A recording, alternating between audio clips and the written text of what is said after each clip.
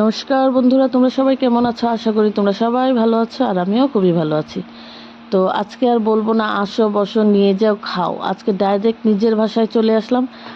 এই যে দেখো, পটলগুলো কাইটটা নিচ্ছি, কাইটটা এগুলো পটলের গায়ে চিরা চিরা নিচ্ছি, নিয়ে আজকে পটলগুলারে ঠিকসে ধোয়ামু, মানে স্নান করামু। নতুন একটু এডিটিং করলাম তো, তার লেগে যে কতবার করে স্নান করাইতে লাগছে পটলগুলাও লাস্টে কইছে যে থাম, একটু পরে তো গরম তেলই দিবি, এত স্নান করে লাভ নেই। পটলগুলার এদিকে হলদি লবণ মাখায় একটা পেস্ট করে নিই, সর্ষা কাঁচা লঙ্কা আদা কাজু কিশমিশ আর আমন্ডস দিয়ে একটা পেস্ট বানিয়ে নিছি। এদিকে গরম তেলের মধ্যে ঠিক পটলের কথা মতনই পটলগুলারে দিয়ে দিচ্ছি। তারপরে দেখো একদম সুন্দর করে স্টিম কমায় কমায় ভাজছি, স্টিম কমায় কিন্তু ভাজতে লাগবো। তারপরে দিয়ে দিলাম মশলাটা, সেই মশলাটা দিয়া ভালো করে একদম কষামো।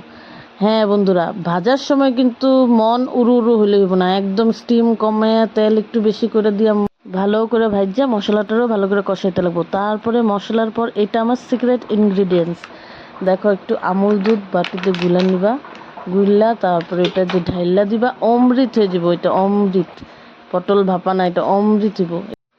দুধটা দেওয়ার পরে আর একটু ফুটায় নিবা ভালো করে, ফুটায় নেওয়ার পরে একটু স্টিম কমায় কিন্তু বানাইবা, স্টিম একদম বাড়ানো যাবে না, স্টিমটা কমায় একটু ভালো করে মজায় মজায় বানাইতে লাগবো। তারপরে দেখো না, এত গরিব হয়ে গেছে, ঘিও শেষ। তারপরে গরম জলে চুবাইয়া বাঙালি বুদ্ধি ঘি যেতুর কাছে ঢেলে দিছি, দিয়া বাস এটা আমার হয়ে গেছে রেডি।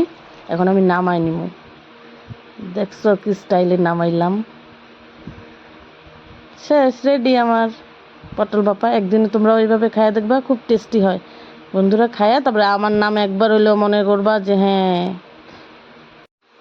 মনে করে আমার একটা লাইক আর কমেন্ট আর শেয়ার করে দিচ্ছি। আচ্ছা, বাই, দেখা হবে আবার নেক্সট ব্লগে।